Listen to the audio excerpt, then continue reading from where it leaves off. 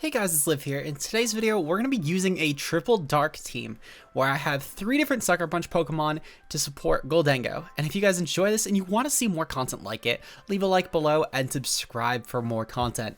With that said, of course, comment your team ideas down below. I would love to see some. I'm going to be sending some more to my builders very shortly. So obviously, if you want to get yours in for the next few matches, make sure to leave them down below. With that said though, let's get started. So moving on to our first option, of course, we do have Goldengo, which is the Pokemon that my Triple Dark Core is supposed to support. This is a Choice Scarf Goldengo, which is meant to just outpace a lot of stuff and trick any sort of walls, basically, to make them useless. Stuff like Corviknight, for example, and Slowbro, and Slowking, and Skeledirge, and Clodsire, all of those, well, maybe not Skeledirge. Skeledirge actually could just spam Torch Song, but the rest of them become really useless in terms of competitive if you get a Choice Scarf tricked onto them. It's also really decent, though, for stuff like Grim, which Grim otherwise would be a pretty annoying support piece. However, Goldengo is able to sponge most hits from Grim, and this allows Goldengo, of course, the opportunity to get around Sucker Punches, because you trick turn 1, then Grim, if it clicks Sucker Punch, it's locked into that. You could switch around accordingly, and we could set up one of our win cons for the Dark types, and if it clicks a Scream, that's fine. It's going to end up having to choose another move, and even if I'm scouting for the Sucker Punch on the following turn, you have Nasty Plot in this set, which allows Goldengo to set up to be even more threatening offensively. Ultimately though, even if Goldengo keeps the Scarf, it outpaces stuff like Dragapult, so it's still a net positive. Moving on to our next Pokemon, we have our first Dark type of the team, Chien-Pao. Now, a lot of teams run Jolly Chien-Pao, however, this one is Adamant, and it's mostly just to allow Chien-Pao to do as much damage as possible. We have Sucker Punch, Icicle Crash, Crunch, and Sword Stance. This is basically just allowing Chien-Pao to be a really strong offensive piece for the team, and with Sucker Punch, we're still able to pressure a lot of those really offensive ghost types, like Dragapult, for example, which is really nice considering the fact that Goldengo can outpace a lot of stuff with Scarf, and once we start making Chien-Pao just Sucker Punch everything else is faster, besides, I guess, opposing Chien-Pao, we're sitting pretty as far as offensive sets go. Ultimately though, this is a really strong breakers for the team. With Sword Stance, most Pokemon can barely switch on the stabs at all, unless your name is Chien-Pao or like King Gambit or something. But yeah, no, really terrifying offensive piece here. Moving on to our next Pokemon, we do have Focus Sash Weavile with Sword Stance, Icicle Crash, Ice Shard, and Beat Up. Basically, Beat Up is probably Weavile's best Dark move this gen, since it did lose stuff like Knockoff, and it also lost Triple Axle, so Icicle Crash is back on the table. Basically, Weavile is just designed to be a really good offensive piece. It's great at breaking through Sash Pokemon with Beat Up, and with Ice Shard and Icicle Crash, you get a lot of really spammable ice options here. Weavile overall, though, also has the Adamant nature because, again, most of the time we're probably just going to click Ice Shard for priority. However, even still, with the 349 speed, we're able to just aggressively hit any sort of really offensively based Pokemon that are running more offensive based natures. For example, anything that's Adamant or Jolly, and Adamant or Modest will probably end up getting outpaced by Weavile, so we'll take that. And even still, the fast Pokemon we need to damage would be stuff like, again, Dragapult, which otherwise, for any sort of fast Pokemon outside of this, like that are running Timid Moth or threats like that, I could just outpace with Goldengo. Moving on, next we have our final Dark type, of course, with Supreme Overlord King Gambit. This has the black glasses with Sword Stance, Sucker Punch, Iron Head, and Kowtow Cleave. We have another Adamant nature set. This is basically just designed to be a really good wall breaker for the team. And with Supreme Overlord, this turns into an amazing cleaner late game, considering the fact that once all our other Pokemon die, most teams will probably barely have had Dark Switch-ins for the first 2 Pokemon, let alone for King Gambit, and this is able to honestly smash through teams. It's great at breaking fairies as well for us, which is great considering the fact that especially one of the biggest fairies that would give issues for Goldengo, being Grim, can barely touch this Pokemon. So overall, pretty terrifying here. We have Garchomp up next with our hazard option. We have Rough Skin Rocky Helmet. This has Stealth Rock, Spikes, Earthquake, and Dragon Tail. We decided to go with Jolly Nature here. This is great at outpacing a few different threats. For one, Chi-Yu gets outpaced by this, which is one of the best Pokemon in the metagame right now. And it's a decent option for anything else with a Choice Scarf. So being able to scout for Scarf versus Specs is really valuable here. Not only this, but with the dual hazards, we're able to wear down teams really quickly to put them in range of stuff like King Gambit, Weavile, Chien-Pao, Goldengo, which is really valuable for us. Not only this, but a lot of teams are not actually running Jolly Garchomp here, so being able to outpace a lot of those or maybe threaten different opponents by forcing them to take an Earthquake where they think they otherwise might not be taking an Earthquake is still a pretty good option here in my opinion. Final option of the team, we have Booster Energy Iron Valiant with a Naive nature. This is designed to be a really good mixed attacker, since if we're going with one of Iron Valiant's special fighting options, it's either Orasphere, which is going to do significantly less damage, or it's going to be Focus Blast, which has a really high chance of missing. With Close Combat in tandem with our special options being Shadow Ball, which with Terrestrial Ghost is great around stuff like Slowbro and Slowking, as well as other defensive psychics. We have Moonblast, which is a great fairy option with no drawback, whereas Playoff has the chance to miss, and Spirit Break is just a weaker damage output. And Psychic, which is great around stuff like poison types, for example, like Clodsire, which would otherwise try and sponge this mon. Overall, though, Booster Energy Iron Valiant is an amazing cleaner, and with the Naive nature instead of an offensive boosting, we're able to get a speed boost and outpace pretty much the entire tier while resisting any sort of Sucker Punch priority. With the pre-Terra, and then post-Terra, it's just great at sponging against normal hits like Quick Attack. I don't know, I've seen a couple of random Quick Attack Terra mons. The point being is this is an amazing option late game for us, and with that said, hopefully you guys enjoyed the builder, and let's get right into the team. Peace out, guys. Hey guys, it's Slim here. I butchered the intro to this, but we're taking on Harbinger with a slacking screens team. Hopefully you guys enjoy the content, and if you do, of course, make sure you leave a like and subscribe for more. And with that said, let's get started. So I think of my opponent, since they don't actually have a hazard option, their team consists of Slacking, Qian Pao, Salamence, Iron Moth, Slowbro, and Grim. The Grim styles can be very terrifying actually for this team, I can't lie. I think that my lead, I kind of have to lead off with, I kind of want to lead off with Goldango and just trick Grim. I don't think that my Scarf is that useful this game on specifically Goldango, and I think that truthfully, making sure that we can get rid of this thing's screens while also preventing a lot of its utility, I think it'll be a lot more useful to this long term personally. But good luck and fun to my opponent regardless. And with that said, let's get right into it. Let's hope that we can pull a win. Truthfully, I think the Grim is going to be really bad for this matchup. Everything else I think is fairly manageable though. They're going to lead off with XY. This is the Grim Snarl. Okay, so at least we called the lead right if nothing else. They basically have to Sucker Punch to do anything to us, or I guess Darkest Lariat to be fair. What I'm going to proceed to do, I'm going to go for the Trick. This should hopefully nullify a lot of what Grim can actually do to my team, considering the fact that once it's locked into a Scarf, it's significantly more predictable, and I can even just go for a Nasty Plot afterwards, because by going for the Nasty Plot, despite the fact that I'm probably going to get forced out whenever the next Pokemon comes in, they're actually going to proceed to swap anyway. They're going to go into Slowbro. Okay, well, tricking the Scarf to Slowbro is still actually pretty good. I can proceed to go for a Nasty Plot on this as well, most likely, because Slowbro's best option for me would be like a Surf or a Flamethrower. So I'm going to go for the Nasty Plot here, because my opponents switching to this aren't exactly the best. I could also, to be fair, go for Raw Make It Rain. That has a lot of viability too. But I think ultimately I would like to go for the Nasty Plot instead, and then maybe force my opponent, who is probably going to go hard into Slacking or Grimmsnarl here.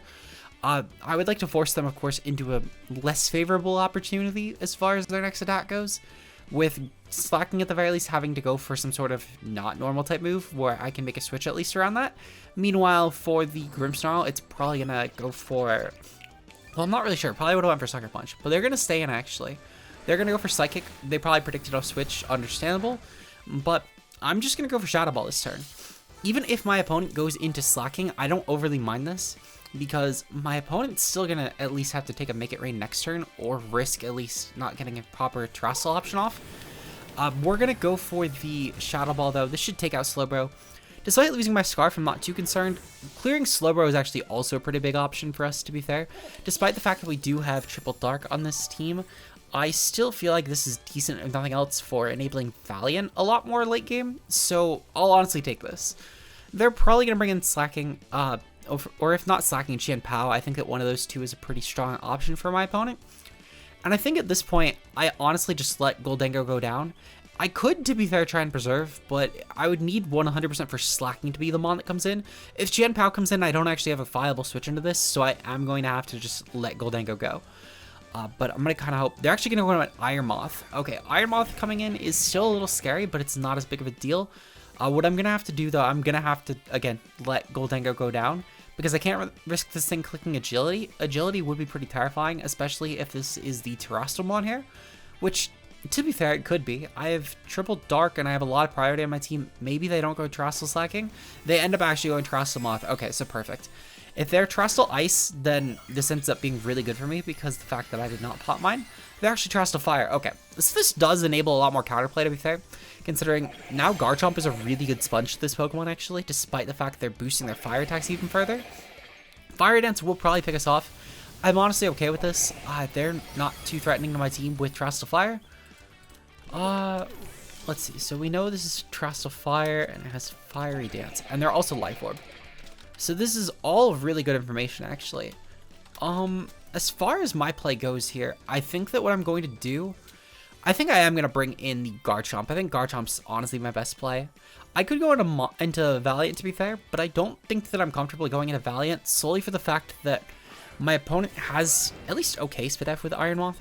Yeah, with Iron Moth, to be fair, it has decent enough SpDef. So what I'm going to do here, I'm going to go for the Garchomp, and I believe that I should be fine to just take this thing out with Earthquake. Yeah, they don't have a great switch into this. I'm going to click Earthquake. Even if the Salamence ends up coming in hard here, I don't overly mind, to be fair. What I'll probably end up doing is I'll probably end up going for Stealth Rocks on Salamence. They're going to actually... Oh, actually, no. I need to go for Dragon Tail, to be fair. They're Moxie Salamence, which only gives me more of a reason to actually click Dragon Tail here. If they're any sort of Scarf variant, so be it. But I need to basically just get Salamence out of the field. Ideally, I can get one of Slacking or Grimmsnarl in here, which would actually be amazing for us. I could get up some really good hazards on both of those. But I'm going to guess that this is probably a Scarf Moxie event, which would be really the only reason I could see it viably being here. They're actually going to switch it yet again, and they're going to bring in XY, the Grimmsnarl. Okay, perfect. Grimmsnarl is actually really good for us. So I'm going to proceed to get up a Stealth Rocks here. We know that the Iron Moth is Life Orb at the very least. I'm going to guess that the Grimmsnarl is not Boots. Really, the only Pokemon that could actually be protected from this are Salamence or Chien-Pao, both of which I'm actually really fine with. They're going to go for Fake Out, which is actually amazing for us. It's probably the best thing they could have clicked, because this is just free damage on Grimm. I don't actually lose anything by this, and not only that, but they still kind of need to respect the fact that we could end up... Okay, so they're going to go for Reflect here. Okay. Reflect and Fake Out. Both of these are really good for us. We also know for a fact that Salamence is Moxie. I should note that down too, because we know for a fact it's not Intimidate. We would have seen that pop otherwise. So, yeah, I'm just going to get up... I don't know if I need Spikes this game, in all honesty. I think that it's truthfully better for me to go for Earthquake here. My opponent could go for Parting Shot this turn and go into Salamence, and that could be pretty terrifying. However, I could still Dragon Tail it later on with very little actual downside to that, since all it means is Salamence is just taking hazard damage, or if it's Boots that we know it's item now, which is really good for us knowing that that's a Boot Salamence versus any sort of other item. Mostly Scarf will be the big one. Scarf, Haban, Salic, all will be a lot more terrifying. So they're going to withdraw here. They're probably going hard Salamence. They're going to go Salamence, yeah, okay. So this is fine. Salamence is either going to take hazard damage and reveal, so it is not Boots at the very least. Good information for us. And I lose nothing again by just clicking Dragon Tail. If my opponent goes into Grimm, that's fine. They're only stalling through their own... Well, one, they're taking more hazard damage. And two, they're losing screens. And three, if they're going to go for Fake Out again on us, they're only taking more chip on Grimm. Dragon Claw is going to go off here. They're going to take some good damage between Rough Skin and Rocky Helmet, as well as the Dragon Tail and the following turn of Rocks, all of which are really good for us. So this Mence is actually no longer a possibility for them. They're not even able to bring this Pokemon in anymore. And again, I'm really hoping for that Slacking to come in here. They're going to end up having Iron Moth come in. So Iron Moth coming in is fine. I will say losing our check to Iron Moth is a little annoying, and it's really the one downside to this. However, to be fair, they're either going to die to Earthquake or they're going to get outpaced. Oh my god, so they're Modest Moth. So they were Agility. So I'm really glad I made this play, because Garchomp, if I let them get off that Agility, would have been completely useless. And truthfully, they might have won depending on Sucker turns. I will say, to be fair, we do have a lot of Sucker Punch Pokemon. I'm not as worried about Moth as I could have been. But regardless of just taking out Moth is huge. Salamence is also gone. That was their only removal option here. Chien-Pao is definitely coming in this turn, and they're probably going to click Ice Shard or Sword Stance. Either way, I click Dragon Tail. They're going to go into Rush Hour. This is Chien-Pao. Okay. See, I just click Dragon Tail here. I don't have a reason to click anything else, truthfully. They're either going to click Sword Stance or they're going to try and take me out. Both of which, I think that my best play is clicking Dragon Tail. If Garchomp goes down, so be it. It's not a huge concern. They're going to go for Sword Stance. Okay, beautiful. I don't mind this Pokemon getting phased out, in all honesty. So we're going to go for the Dragon Tail here, and we miss. Are you kidding? Oh, that's really bad. We're going to go for another Dragon Tail, and we're going to hope that we don't miss. They're going to go for Icicle Crash, so be it. If nothing else, I will say, we are Sash Weavile, and between that and all the Sucker Punch bonds we have, I'm not too concerned about this. So what I'm going to proceed to do, I'm going to go into Weavile here. I will say, this is actually a little bit annoying, solely for the fact that we know this is Icicle Crash and Sword Stance. I'm curious about what my opponent's other attacks are. I think that, let's see. So just to make sure, this is only for, let's see, the more Pokemon in the party. I'm pretty sure that, truthfully, my best play would be to go for Icicle Crash into Ice Shard here. They're gonna go for Sacred Sword. Okay, so they do reveal having Sacred Sword. Good to note. Okay. So then I think that it's in my best interest, actually, to burn my Terrestrial on Gambit. Mostly just for the fact that my opponent's gonna basically have to play around Terrestrial flying, which could be pretty decent for us. But we're gonna go for Ice Shard, though, and we're gonna try and see if we can scout that last priority option. They did not reveal it. Understandable. They don't really have to be fair. But Sacred Sword's going to go off. This means that their priority is either Ice Shard and they have no Dark move, or they have Sucker Punch. I'm pretty confident in going to Valiant now that we have narrowed this down at the very least. I do think this was important information to get, if nothing else, because of the fact that if my opponent did have Ice Shard, this could have been really bad. Now, I will say, if they have no actual Ghost, I don't know, no actual Dark option, this also has its own benefits, to be fair. But more so for the fact that it could have had benefits. Actually, no, I can't really go for the Terra Ghost here. So I guess I don't know. I'm trying to weigh my options. I think it's in my best options to just go for the Moonblast here. Moonblast should take this mon out guaranteed. And if they're gonna go for Sucker Punch, it does like no damage. And because of the fact that we outpace their whole team, we're pretty set.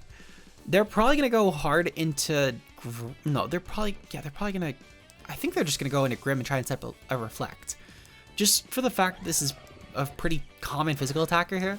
They're going to end up dying to Moonblast, though, which is amazing for us, actually. I think Valiant just sweeps the game at this point. Yep, Valiant's going to proceed to pick this off. Beautiful.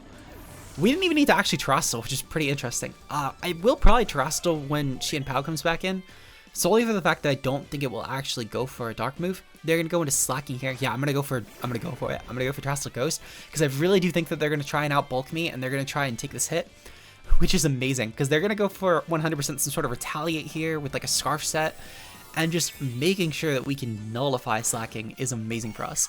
If they go for any actual like Earthquake here or Darkest Lariat, good prediction on them. But I feel like this is such an out there Terrestrial type for Valiant that they're never going to make that prediction. So we're going to go for Close Combat. If we somehow don't take this out, this is, yeah, okay, so beautiful. We didn't take this out. They're going to go for a normal move here, right? They're going for a normal move. Please tell me they went for a normal move. Giga Impact, beautiful. Oh my god, that worked out so well for us. Really glad I saved this, because if I just clicked this raw on Qianpao earlier to try and avoid, let's say, taking a Sacred Sword or an Icicle Crash, as well, it wouldn't have really mattered for that case. But solely for burning the Terrestrial, yeah, there was no reason to, basically, because Grim got Sucker Punch super effective enabled. Qianpao had a lot more of a free option there. Now, to be fair, Qianpao can still actually go for the Sucker Punch here, and that would still be terrifying. We would lose Valiant here. But I'm fine with this because Qianpao no longer has the +2 here. And not only this, but it's in range of Sucker Punch from King Gambit. So I'm actually pretty okay with this. They're going to go for Sucker Punch here. It's definitely going to take us out.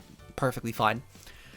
So Qianpao basically just is the only mon left here at this point. It's going to be clicking Sucker Punch's move 4. So, okay. So what am I going to do as far as my play here? I think that I go into my own Qianpao and I go for the Sucker Punch. Truthfully, I think my best case scenario here is to try and win a speed tie. Going for the speed tie option is, in my opinion, a little more beneficial, considering the fact that my opponent has to, well, they could be adamant to be fair, but still, we don't entirely know. They're actually also adamant, so that works out really well for us. I was gonna say we might have choked a bit, but to be fair, they probably clicked Sacred Sword there. Regardless, though, good game by my opponent. Make sure to, of course, if you want to use the team. Oh no, they still have Salamence, right? I took off Salamence from the notes, but it dies to hazards. Now the game is over. Good game to my opponent, though. If you guys want to try the team yourself, make sure to use the team. Poker Face is down below, as well as the rental code. If you guys want to try that, it's in the description. If you guys enjoy the content and you want to see more like this, leave a like and subscribe for more. Shout out to channel members, of course, being Nox Nocturnal, Matt O'Shea, Ultra Player, aka Josh, Mia, and Zeke0. Your guys' support is greatly appreciated. And if you want to become a channel member today, link to that is also down below, as well as to Twitter and Discord, where you get up to date on future content. I'll see you guys in tomorrow's video where we're going to be taking on the Battle Spot ladder again. Until then, peace out, guys.